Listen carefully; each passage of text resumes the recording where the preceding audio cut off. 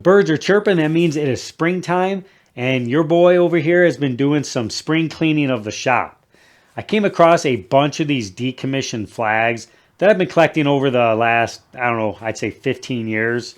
Anytime they get faded or torn, I do the proper 13 folds, and I've just been holding on to these, and it's time for me to dispose of these properly. Wasn't exactly sure the protocol on disposing of a flag, so I looked it up online, and it says there's basically three ways. Number one, you can burn these respectfully.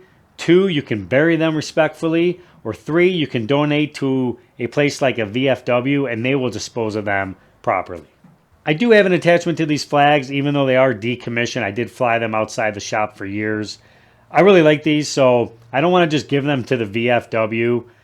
I also don't want to burn them because that just doesn't feel right. So I think the one that I'm going to land on is burying these respectfully. It does say that you should bury these in some sort of wooden box, so that is what today's video is going to be on. I'm going to use the CNC to do a 3D carve. It really will only be my second 3D carve, so hopefully there's not a lot of trial and error. I think I can come up with a really nice carve for the top and then make a simple oak box.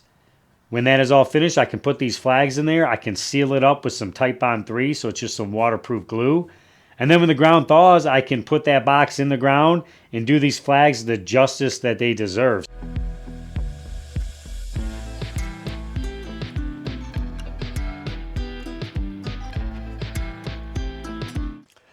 CNC is done. I vacuumed all this. Now let's take a look at her.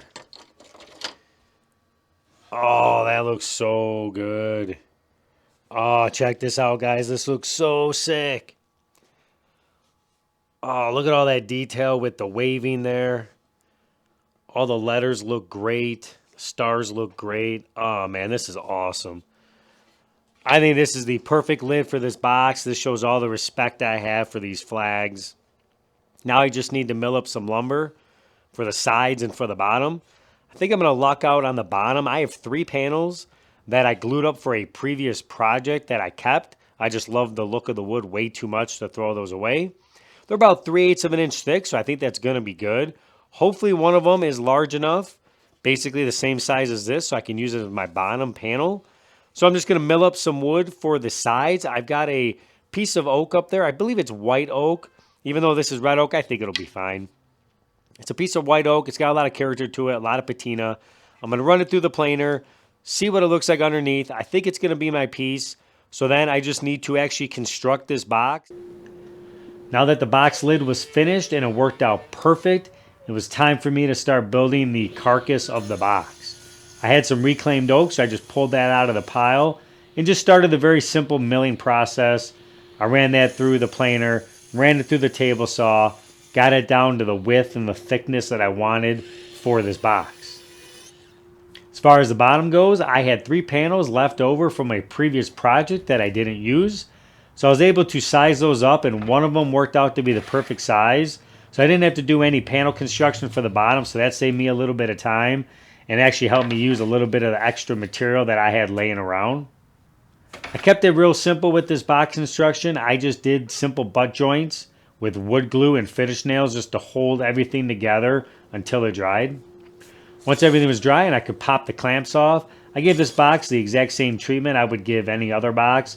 I sanded it, I eased the corners, and I puttied anything that needed to be puttied. I didn't go too crazy with the putty because I wanted this box to look a little bit rustic. I did want it to look a little bit reclaimed.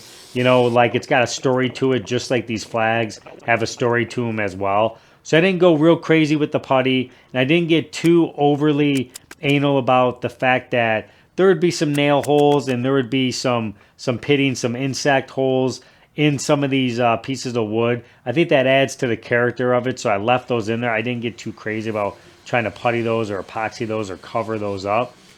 Once the glue had dried on all that, and I had my 4-sided box in my bottom, it was time to actually put the flags in there. So while I was filming this video, I found a 6th flag. So now I have 2 layers of 3 flags each, and you can see those fit absolutely perfect inside that box. So now that those are all situated in there, it's time to use some Titebond 3, glue that lid on, clamp it down, give that another 24 hours to dry, And then I'll be able to do the final edge treatment around there, add some oil to it, and this project will be finished.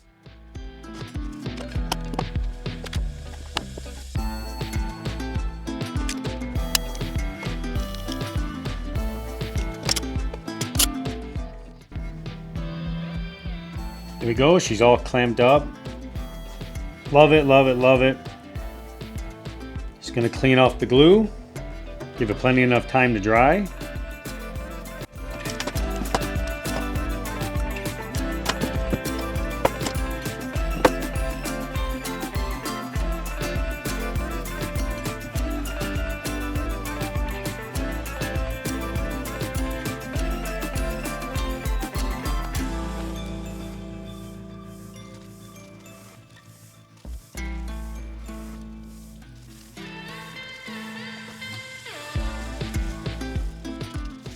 This project is a wrap, and I think it turned out awesome.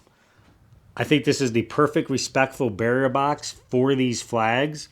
And this one was a lot of fun. I was able to start honing some of those 3D carving CNC skills that I lack. I've had my machine for about 5 years now, and I haven't messed around with any of the 3D toolpaths because I was intimidated. But it was actually really easy just to bring the file into a program, set the toolpaths up, and it'll do the rest for you. If you guys like this video and you like videos like this, please hit that subscribe, drop me a comment down below, hit that thumbs up. And after you do all that, go check out my channel. I've got a bunch of videos where I'm doing all kinds of CNC, laser, and 3D printing work.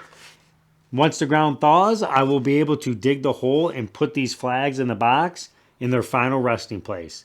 So until next time, guys, take it easy.